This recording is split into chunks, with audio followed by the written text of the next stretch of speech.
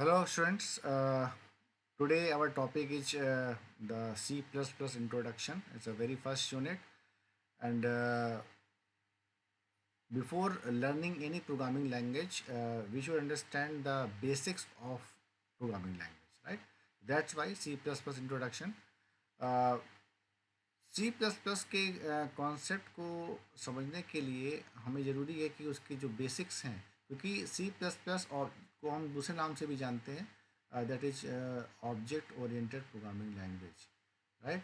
तो ये जो ऑब्जेक्ट ओरिएंटेड प्रोग्रामिंग लैंग्वेज है, ये पूरा का पूरा जो आपका ये ऑब्जेक्ट से रिलेटेड, यानी कि जो प्रोग्रामिंग आप करेंगे which is related to any real time object, उससे रिलेटेड आप प्रोग्रामिंग लैंग्वेज करेंगे। और ये फीचर्स जो है लगभग सभी एडवांस प्रोग्रामिंग लैंग्वेज हैं उन सभी में फॉलो किया जाता है। ठीक है, that's why this oops concept is very important for the every programmers, right. Let's start.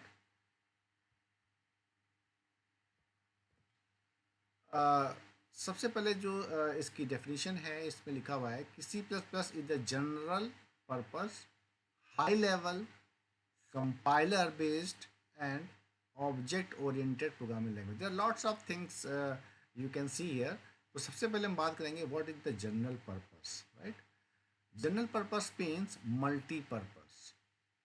You can easily understand this concept like of general purpose, like whenever you visit in any supermarket, so you can buy anything like according to your requirement. You can purchase x item, you can purchase y item, you can purchase according to your requirement, right?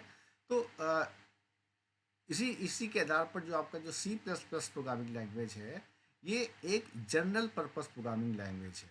अभी general purpose programming language का क्या meaning है, we should understand.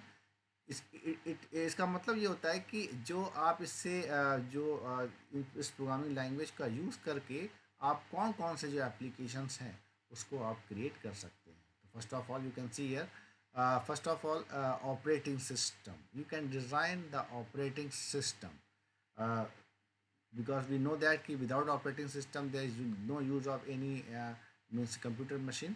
तो जैसे हम क्या करते हैं कि DOS disk operating system, window operating system, Unix, ये हम डायरेक्टली इंस्टॉल करते हैं अपनी मशीन में। लेकिन ये जो ऑपरेटिंग सिस्टम है, ये सी प्लस प्लस के यूज़ से बनाए जाते हैं। सी प्लस प्लस की प्रोग्रामिंग यूज़ होती है इसके पीछे, राइट। सेकेंड इसका एप्लीकेशन है editor. Editor means where you type your program, where you type your content. There are lots of popular editor in the market like Notepad, you know that, Edit Plus and WordPad. These are the editors, right? And these all editors and these type of editors uh, also built with the help of C++ programming language, right? Next is C++ application is commercial application. uh, Commercial application means for example, talk about the bank applications where there is a machine, and whenever you go there and try to get some information regarding your account, so any person can enter your account number and click search, and all the details will be displayed, right? One more example is whenever you go for any hospitals, then वहाँ पे क्या होता है कि आपका जो detail database है, वो फर्स्ट टाइम गए हैं तो they store your database in their machine, but next time whenever you visit they will just enter your mobile number or any this type of credentials, and they can see your all the visits and every information, right? तो ये जो commercial based applications है, these are also built using the C++ programming language, right? Now next is database. As we know, there are lots of popular databases. Oracle is one of them, SQL Server, MySQL, right? These are the database, but we use these database like we want to create the table, we want to insert some records, we want to retrieve some information, some records. But do you know that these database are also built with the help of programming language like C++, right? Next one is the translator. Translator means uh, basically we should understand what is the means what are the components of the translator. There are three components. One is the compiler, second one is the interpreter, and third one is the assembler, right? First two, compiler and interpreter, both are used for the high level programming language. High level programming language. So we should understand what is actually the high level programming language. As we all know that we are very much familiar with the English language, right? Because अगर हमें binary code में किसी programming language को समझना है तो it become very tough for us, right? तो इसको हम क्या करते हैं, इंग्लिश हमारे लिए सीखना आसान होता है, एंड इंग्लिश में इंस्ट्रक्शन देना भी किसी प्रोग्रामिंग लैंग्वेज में अगर जब हम कोड लिखते हैं means we are provided the instruction, तो इंग्लिश में ही इंस्ट्रक्शन देना वो हमारे लिए इजी होता है, राइट? बट कंपाइलर और इंटरप्रेटर क्या करते हैं, वो उस हाई लेवल जो प्रोग्रामिंग लैंग्वेज है, ठीक है, उसको वो चेंज करके वो अपने बाइनरी कोड में उसको चेंज करते हैं, ठीक है, जिसको हम बोलते हैं ऑब्जेक्ट कोड, राइट? तो compiler and interpreter is use for high level language, and assembler क्या होता है, वो एक लो लेवल लैंग्वेज के लिए यूज होता है, means where the given instruction is very close to the native code, right? तो वहाँ पे क्या करता है कि जो भी आपका आपका सॉरी प्रोग्राम्स होते हैं उनको अगर कोई एररनियस कोड नहीं है तो उन सारे के जो कोड है आपका जो लिखा है आपने उसको असेंबल करता है, and then ready for the next process for your output, right? Next one is the device driver. Device driver means you can understand like whenever you want to connect any device, like you want to connect the keyboard, you want to connect the printer with your laptop machine or any desktop machine. So if there is no proper device driver, then you cannot complete your task. For example, you connected your printer and give the command from the machine, right? Suppose you want to take the print of Microsoft Word, you hit the print command, but if there is no driver you will not get the printout, right? So device driver means there should be the compatible device driver in your machine, and वो device driver किस में बनाए जाते हैं, with the help of again C++ programming language, right? Next one is the PC and mobile games. As we know that in a very earlier mobile era, there was the game like a snake game, right? So that snake game was very popular, and that game was built using the C++ programming language. In the same manner, we can nowadays there are lots of advanced mobile games, sorry, and personal computer games are there, and they all are built using the C++ programming language. One more thing I want to add in this, if you are good in programming language like C and C++, and if you want to make your career in the field of animation or in the gaming, then lots of opportunities are there, right? Next one is C++ application in the protocols, right? As we know that what is the protocols? Protocols means set of rules, right? Basically, these protocols used in networking concept, like HTTP, as we are familiar with the HTTP, that is hypertext transfer protocol, and FTP, कि कैसे आपका data travel होगा, कैसे आपकी file transfer की जाएगी, ये सारे जो प्रोटोकॉल्स हैं, these are written using the C++ programming language, right? So in as in the definition said, C++ is a general purpose high level, right? It has been completed, compiler based, compiled obviously, and object oriented programming language, right?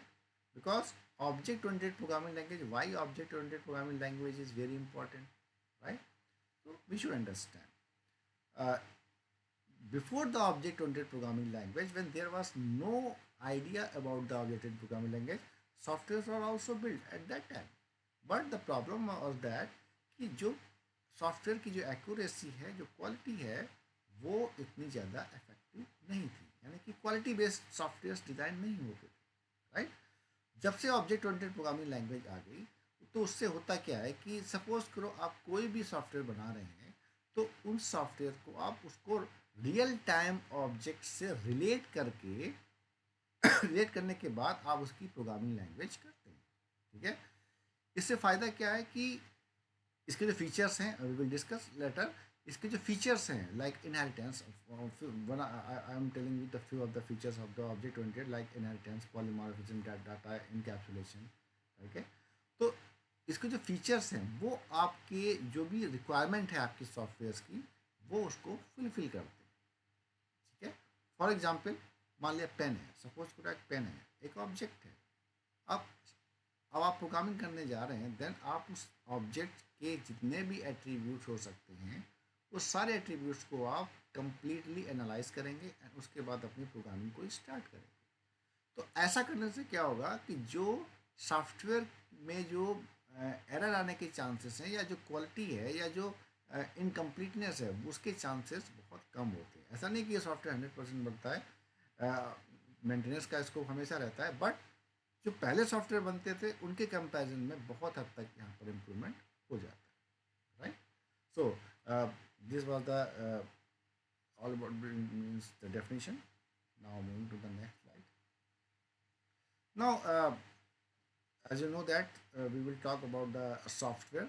Softwares क्या होते हैं? Software होते हैं collection of small small program. हम जैसे programme बनाते हैं, हमने सपोज को आपको ऐड का प्रोग्राम बनाया, आपने मल्टीप्लाई का बनाया, आपने एडिशन का बनाया, आपने सब्ट्रैक्शन का बनाया, तो आपने 4 प्रोग्राम बना दिए, राइट। अब आपको सॉफ्टवेयर बनाना है, सपोज कोई ऐसा सॉफ्टवेयर जो अरिथमेटिक कैलकुलेशन कर सके, तो what you will do, you will combine all this program and you will say that this is the software of arithmetic calculation, right. In the terms of IT industry इसका एक दूसरा भी हमारा definition होता है, like it is a digitalize automated process. Digitalize automated process इसका मतलब क्या हुआ? ऑटोमेटेड प्रोसेस का मतलब क्या होता है, सबसे पहले हमें ये समझना होगा। ऑटोमेटेड प्रोसेस का मतलब आप you can understand like suppose करिए आप कोई एक मीडिया प्लेयर चला रहे हैं, राइट। उसमें क्या होता है कि इसमें एक प्ले बटन होता है। जब आप प्ले बटन पे आप ऑन करते हैं तो ऑटोमेटिकली क्या हो जाता है, पॉज बटन अपने आगे आपके सामने शो हो जाता है, राइट। शो इसलिए हो जाता है कि आपका जो एक आपने प्ले कर दिया इट मीन्स उसका प्रोसेस चल गया, बट ऑटोमेटिकली नेक्स्ट प्रोसेस क्या हो जाएगा, उसके लिए प्रोग्रामिंग की गई है कि वो नेक्स्ट प्रोसेस पॉज के लिए आपके सामने आ जाए। In the same manner forward button के लिए, बैकवर्ड बटन के लिए, ये क्या है, ऑटोमेटेड प्रोसेस। डिजिटलाइज का मतलब क्या है कि आपने देखा होगा कि when ever you play the media player, तो आपका जो टाइमर है, timer it will start right from the 0:0:00 and when ever your slider is moving toward the end of the video, your time will be increase at the duration, right. Next is types of software, very important. The first one is the system software. System software like your operating system, right. Application software क्या होते हैं, जैसे आपका tally हो गया, जैसे आपका Oracle हो गया। टैली किस लिए होता है, फॉर द अकाउंटिंग पर्पस, और ओरेकल किस लिए, for maintaining the databases, right. तो इस टाइप के जो सॉफ्टवेयर होते हैं like Tally and Oracle, we call it the application software. There are lots of examples like your Microsoft Word, like your Paint, like your MS Excel. These all are the application software. But the operating system, it may be the Unix, it may be the Windows, it may be the DOS. These all known as the system software, right? Now, the why we call C++, C++ is the extension of the C, right? आपने देखा होगा कि हमेशा जो C++ लिखा होता है उस पर C और प्लस लिखा होता है। प्लस प्लस का मतलब क्या होता है, इंक्रीमेंटेड बाई 1। जनरली मीनिंग क्या होता है, इंक्रीमेंटेड बाई 1। तो वो जो इंक्रीमेंट जो कर रहे हो आप 1 C++ में, वो क्या है, it's nothing, it's a feature of the object oriented properties, right. So, what is the object-oriented programming language? C is used function. C programming language कैसी होती है हमारी, वो फंक्शन बेस्ड हमारी प्रोग्रामिंग लैंग्वेज होती है। इसमें क्या होता है, उस पर हम कई सारे फंक्शंस बनाते हैं, तो लाइक सम है, ऐड है, तो there lots of function, we call also the subroutines, right. But C++ में क्या होता है, C++ the object oriented programming language, mean everything is depend on the object oriented. इसका एडवांटेज क्या है कि easy to find errors in the particular functions, C की बात कर रहे हैं हम, वहाँ पे आपका जो फंक्शन है, कोई एरर नहीं है, कोड है, उसको आप इजीली फाइंड कर सकते हैं। रीयूजेबिलिटी, फंक्शन का जो बेसिक फीचर क्या होता है, you have to write the function and give the functionality within the function one time and use that function n number of times. This is called reusability, right? uh, you can see in this figure, one at the top the two variables are declared like int a and b, but we called it the global variable. Before the main, the variables are declared is the known as global variables, right? In the main there are functions like sum, like pro, like div. There are three functions in the main. uh, these also known as the subprograms, right? The thing is that ki, what the problem you will face in the function based programming language, right? तो problem क्या होती है कि इसमें जो आपका जो restriction है, ये problem is in the restriction of accessing the data, ठीक है? क्योंकि एक जो फंक्शन है आपका, वो आपका सम में है, एक सेकेंड फंक्शन प्रो में है और डिव में है, राइट? तो इसको आप एक्सेस कैसे कर पाएंगे? इसको एक्सेस करने के लिए आपको क्या करना पड़ेगा कि एक कुछ कुछ पार्ट आपका सम में है, कुछ आपका प्रो में है और कुछ आपका डिव में। तो अगर मान लिया कि डिव के डेटा को हमें सम में चाहिए, then you can not access because that is a separate process, right? So this is the problem you will face when you are accessing the data. No, another problem क्या होती है कि no binding of data and function together, क्योंकि data binding, data और function की कोई आपस में बाइंडिंग नहीं होती कि आप डेटा और फंक्शन दोनों को एक साथ रख सकें। They no like concept in C, right? तो data is different and function is different, ठीक है? तो this is the problem we face in the C programming language, right? Now अब होता क्या है ऑब्जेक्ट ओरिएंटेड प्रोग्रामिंग में? क्या होता है ऑब्जेक्ट ओरिएंटेड में? क्या होता है कि सारा ही वेरिएबल, इंक्लूडिंग वेरिएबल्स और सारे फंक्शंस, जो सब प्रोग्राम्स आप कह रहे हो, उनको एक सिंगल यूनिट में रखते हैं। We put all the variables and the function in the single unit, what we call is the object, right? So this is the beauty of object oriented programming language, because we can access all the functions with the help of object, because all these are are kept in the single unit, because it is easy to access, because all the subroutines are kept in the single place. So there will be no problem in accessing these functions at all.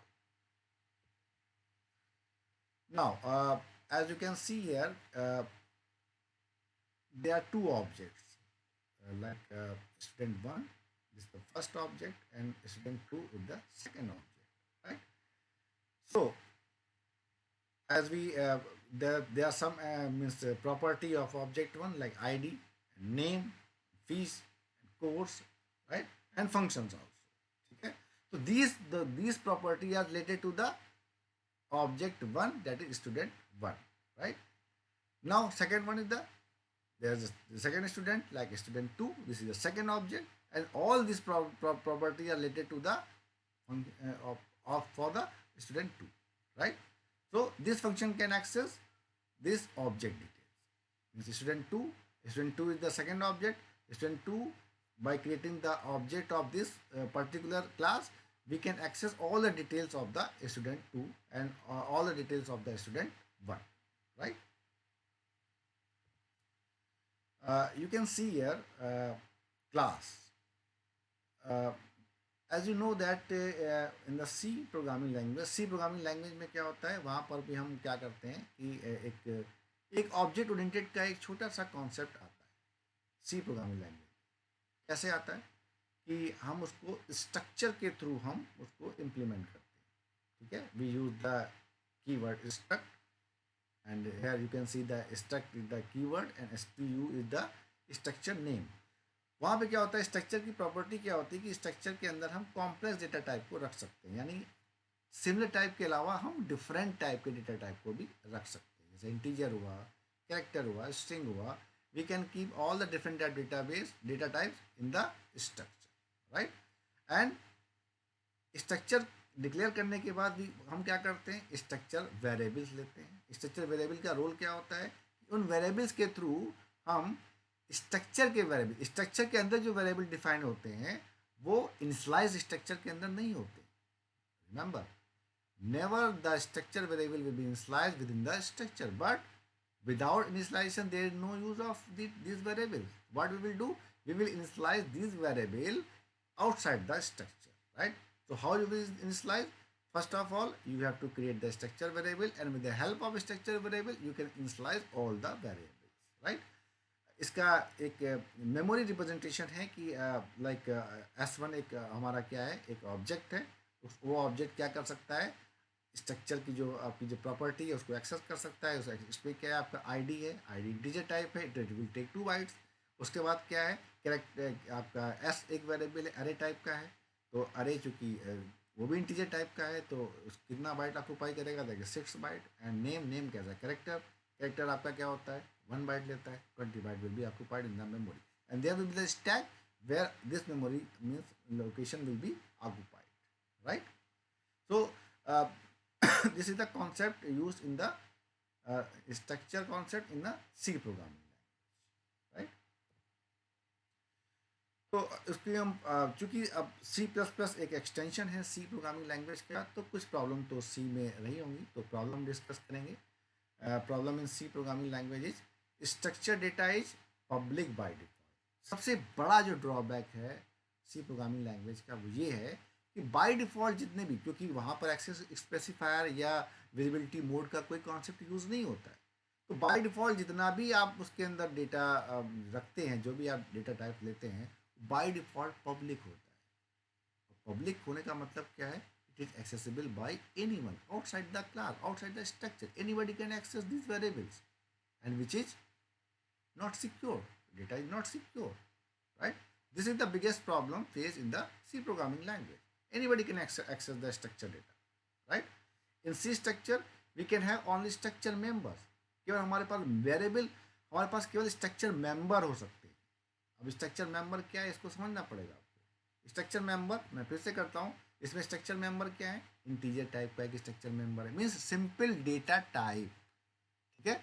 Like integer एक member हो गया, member और member function दो अलग अलग चीज़ें होती हैं, ठीक है। यहाँ पर इंटीजर क्या है, मेंबर है, कैरेक्टर क्या है, मेंबर है, एस क्या है, मेंबर है, लेकिन यहाँ पर कोई भी मेंबर फंक्शन डिफाइन नहीं है। This is again a drawback in the C structure, right.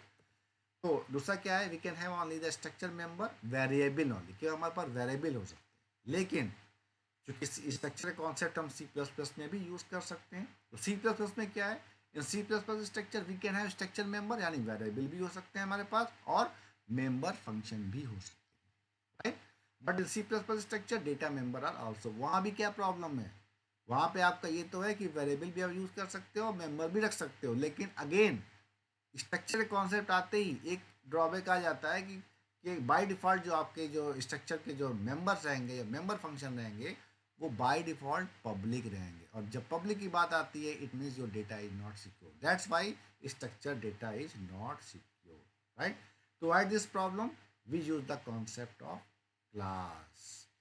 ये जो प्रॉब्लम डिस्कस करते आए हैं, ये प्रॉब्लम डिस्कस करना बहुत ज़रूरी है, क्योंकि इसके बाद ही आप क्लास की जो इम्पोर्टेंस है उसको आप समझ पाएंगे। नाउ क्योंकि यहाँ से आप प्रोग्रामिंग लैंग्वेज शुरू करेंगे, आप जो कुछ भी लिखेंगे क्लास के अंदर लिखेंगे, क्लास के बाहर कुछ नहीं लिखेंगे। लाइक इन सी कि आप मेन के बाहर ग्लोबल वेरिएबल डिक्लेयर कर लेते थे, वहाँ पे आप उसे डिक्लेयर करने के बाद एक्सेस करते थे, नॉट लाइक दैट। यहाँ पे आपको क्या करना है कि every code, every thing, data member, data function, what ever you will write with the code, everything will be in the class, right?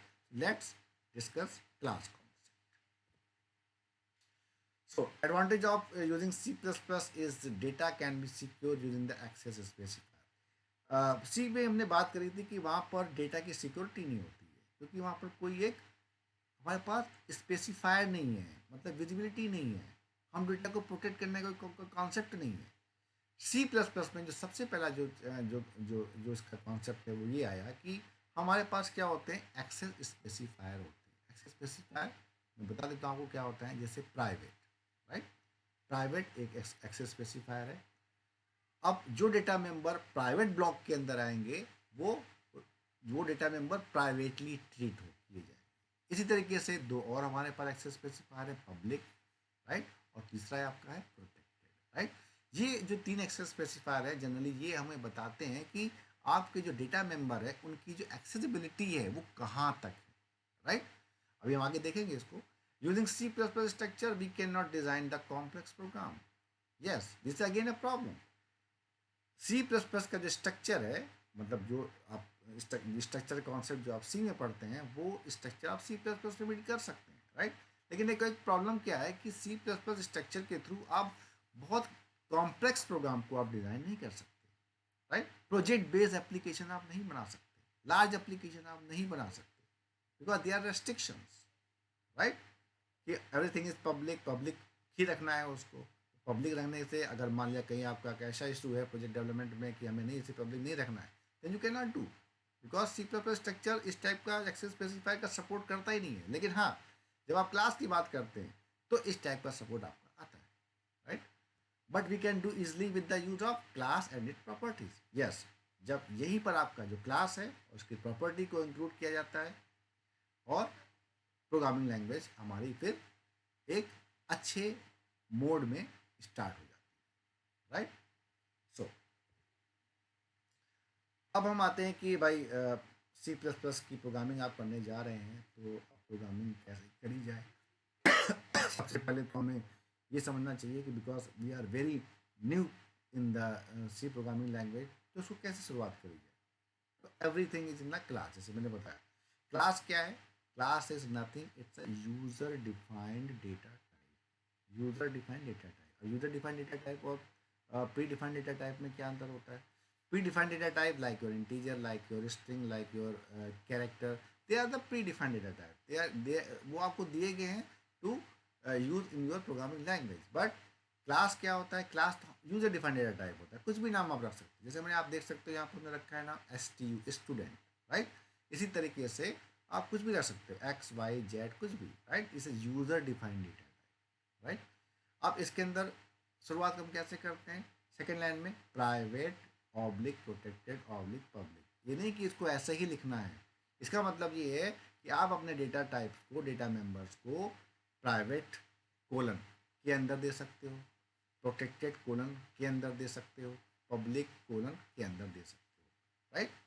उसके बाद इसके अंदर आप फंक्शन दे सकते हैं। जैसे फंक्शन में क्या होता है? रिटर्न टाइप होता है, देन उसके बाद फंक्शन का नाम होता है और उसका आर्गुमेंट्स होते हैं, राइट। तो आप इसके अंदर डेटा मेंबर्स को और मेंबर फंक्शंस को इजीली डिफाइन कर सकते हैं। One important thing is this कि जब भी आप क्लास एंड करेंगे, एंड करने के बाद आपको सेमी कोलन लगाना बहुत ज़रूरी है। जब बिगिनर्स होते हैं आप तो आपको थोड़ा सा आइडिया नहीं होता, लेकिन जब आप इसे थोड़ा सा प्रैक्टिस करते हैं तो आपको पता चल जाता है, ठीक है। तो क्लास को एंड करने के बाद सेमी कोलन लगाना आप नहीं भूलेंगे, राइट। उसके बाद क्या लिखा हुआ है कि नीचे एक क्लास बनी हुई है INTA। अगर आप सी प्लस प्लस में, वहाँ पे क्या होता था, सी में क्या होता था कि अगर आपने कोई वेरिएबल का एक्सेस स्पेसिफायर डिफाइंड नहीं किया है तो बाय डिफ़ॉल्ट वो पब्लिक की तरह ट्रीट किया जाता था। दैट्स वाई, इसलिए तो इनसिक्योर था।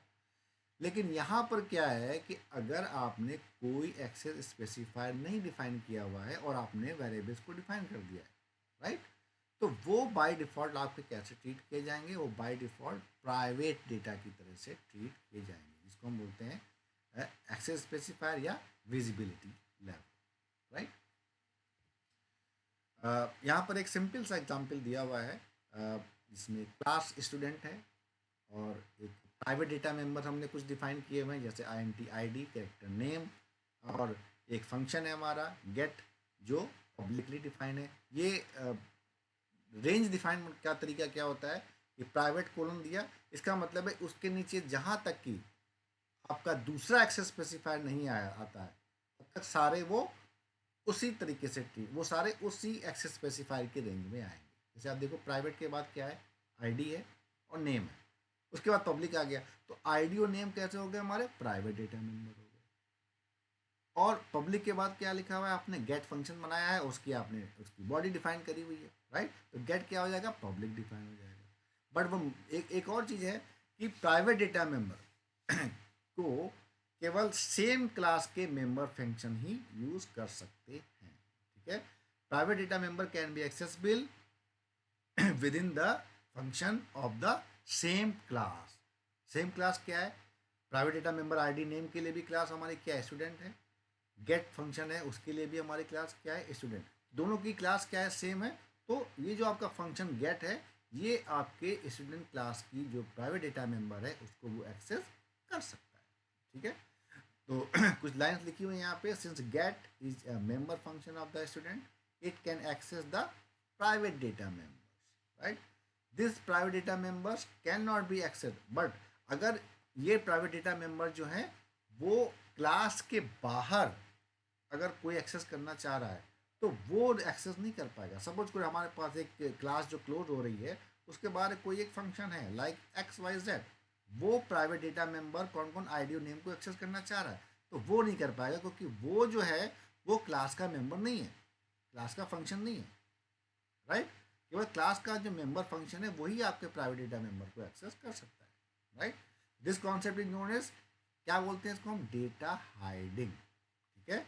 डेटा हाइडिंग, डेटा हाइडिंग क्या है? Data hiding is achieved with the private data member. Data hiding का कॉन्सेप्ट अगर आप इंप्लीमेंट करना चाहते हैं then you will have to use the private data members, right. Now function and data both are associated in the class, right. Function और data दोनों चीज़ें हम रख रहे हैं। एक क्लास है उसके अंदर हमारे पास फंक्शन भी है, राइट, और डेटा मेंबर भी है।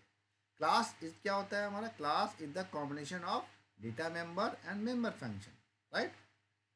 इसको थोड़ा सा हम और भी समझते हैं कि जैसे क्लास में क्या होता है। क्लास को हम क्या करते हैं कि class contains the property of any object, ठीक है। क्लास के जो ऑब्जेक्ट जो हम बनाने वाले हैं, जो हम रियल टाइम जो ऑब्जेक्ट हम ले रहे हैं उसकी प्रॉपर्टी को रखना ही, क्लास के अंदर रखना ही हमारा क्या होता है? उसको ऑब्जेक्ट की प्रॉपर्टी को रखना होता है क्लास के अंदर, राइट। तो किसी भी ऑब्जेक्ट की जो भी आपके रियल टाइम ऑब्जेक्ट है उनकी केवल दो ही प्रॉपर्टी होती है, या तो उनका स्टेट होता है और या तो उनका बिहेवियर होता है। स्टेट को प्रोग्रामिंग लैंग्वेज में हम डेटा मेंबर कहते हैं, जिसको हम कहते हैं कि वेरिएबल को डिक्लेयर करना कहते हैं, और मेंबर फंक्शन को क्या कहते हैं? Making a member function, right. तो इसी तरीके से जितने भी ऑब्जेक्ट हैं उनकी दो प्रॉपर्टी होती है, स्टेट एंड बिहेवियर। बट ये तो कॉन्सेप्चुअल है, ये थ्योरेटिकल कॉन्सेप्ट है। इम्प्लीमेंट जब करते हैं तो जो हमारा स्टेट है उसको हम डेटा टाइप की तरह से लेते हैं, और जो मेंबर फंक्शन है उसके लिए हम फंक्शंस बनाते हैं, ठीक है। Function and data both are associated in the class. Class is a combination of data member and member function. True. This is called encapsulation. इसको हम क्या बोलते हैं? डेटा मेंबर और मेंबर फंक्शन दोनों को क्लास के अंदर रखना, ये क्या कहलाता है? इनकैप्सुलेशन। कैप्सूल होता है ना, कैप्सूल के अंदर क्या होता है हमारे? सारा इन मतलब उस ग्रेनुअल्स होते हैं या सारा साल्ट होता है, पर ऊपर से क्या होता है? कवर्ड होता है। तो everything is with in the cover, right. तो उसको क्या बोलते हैं? Capsulation, right. तो यहाँ पर क्या होता है? डेटा मेंबर और फंक्शन को एक साथ रखना क्या कहलाता है? हमारा इनकैप्सुलेशन। इनकैप्सुलेशन की डेफिनेशन क्या हुई? Encapsulation is the process of binding the data and associated function together in a single unit, right. This concept is called encapsulation, right. Now, talk about the memory, and the memory of the class variable is allocated when we create the object. अब बात आती है कि जब आप class बना रहे हैं, जैसे आप देख सकते हैं यहाँ पे आपने क्लास बनाया स्टूडेंट, उसके अंदर प्राइवेट डेटा मेंबर दो हैं हमारे आईडी एंड नेम, उसके बाद एक पब्लिक फंक्शन है हमारे पास गेट। तो क्या क्लास बनाते समय ही हमारी इन डेटा मेंबर्स के लिए मेमोरी एलोकेट हो जाएगी? नो। क्लास सिर्फ क्या होता है? एक कंटेनर होता है कि जो आपके जो डेटा का एक थ्योरेटिकल रिप्रेजेंटेशन होता है। जब आप ऑब्जेक्ट क्रिएट करते हैं तो ऑब्जेक्ट क्या होता है? आपका वो फिजिकल रिप्रेजेंटेशन होता है। जैसे आपने ऑब्जेक्ट क्रिएट किया तब आपके सारे डेटा मेंबर मेमोरी के अंदर इनिशलाइज होंगे। अगर आपने सिर्फ क्लास बना ली, उसके अंदर डेटा मेंबर डाल दिए, तो कोई मेमोरी आपको एलोकेट नहीं होगी। कब होगी? जब आप उसका ऑब्जेक्ट बनाएंगे। जैसे ऑब्जेक्ट बनाया तो जितने भी डेटा मेंबर हैं आपके और उनका जो टाइप है, टाइप के हिसाब से आपकी जो है मेमोरी को एलोकेट कर दिया जाएगा, राइट। तो ऑब्जेक्ट के लिए क्या क्या डेफिनेशन बनी हमारी? It is a variable of the class type. Obviously जो आप ऑब्जेक्ट बनाएंगे वो क्लास टाइप का ही होना चाहिए। जैसे क्लास हमारा क्या स्टूडेंट है तो STUS, तो यानी कि क्या हो जाएगा? स्टूडेंट टाइप का एक ऑब्जेक्ट हो जाएगा यहाँ पे आप देख सकते हैं यहाँ पे। उसके बाद सेकंड क्या है, object is the instance variable. Object को हम दूसरे नाम से भी जानते हैं, इंस्टेंस वेरिएबल है, क्योंकि ये आपके जो ऑब्जेक्ट है उसका एक instance, right. Second one is the object is the physical representation of the class. Object का मतलब ही क्या है कि उसका फिजिकल रिप्रेजेंटेशन है, जो आपने पूरा जो आप बनाया है हुआ है क्लास में, जो डिक्लेयर किया है वेरिएबल, उसको मेमोरी में प्रेजेंट करना, ये काम होता है आपका ऑब्जेक्ट का, right. So this is the concept of how your means data variable defined within the class will be initialized in the memory. So it's very simple, just create the object of the class type, your data member will be initialized in the memory, right. Now there are some more definitions about the class. Class is a user defined data type, as I told you, your class is a user defined data type. Second one is the, it is the complex data type, right. Complex means you can define member function, different types of variables in the class, right. Now third point is a collection of members, collection of members, का member दो type के, एक तो आपका data member that is variable, and second one is the member function that is the purely functions, right. And class is the container. Container क्यों? Because it contains the property of any real time object, ठीक है। Class को हम blueprint भी कहते हैं। Blueprint क्या मतलब क्या होता है, the original copy, right. Class को क्या बोलते हैं, ओरिजिनल कॉपी, राइट। और ऑब्जेक्ट को हम इंस्टेंस क्यों कहते हैं, instance is the xerox copy, ठीक है। Object is the xerox copy, right. तो वो क्या हुआ, एक इंस्टेंस हुआ किसका, ऑब्जेक्ट का, ठीक है, क्लास का एक object. Now class provide the concept of encapsulation, very true, अभी मैंने बात करी। इनकैप्सुलेशन का मतलब क्या है, डेटा मेंबर और मेंबर फंक्शन को एक साथ रखना, that is called encapsulation. Class provide the concept of data hiding, very true. Data hiding का मतलब क्या है कि क्लास के बाहर आपके जो डेटा प्राइवेट डेटा मेंबर है वो एक्सेसिबल ना हो, ठीक है। क्लास इज द ब्लूप्रिंट, एक बार ये भी आता है कि हमें सारी टर्मिनोलॉजी पता होनी चाहिए। क्लास को हम ब्लूप्रिंट कहते हैं, class is the blueprint, that is original copy of the construct object, right.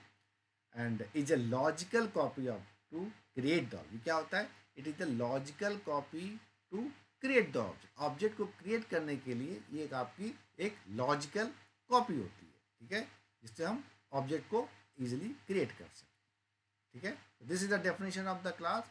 You can define in a different manner.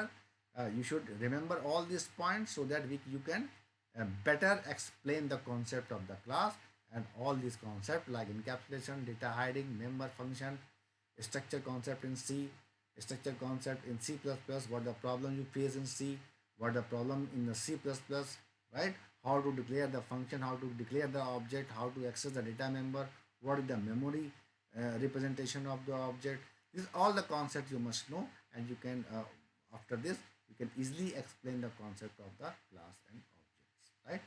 So we will discuss more about the OOPS concept in the next lecture.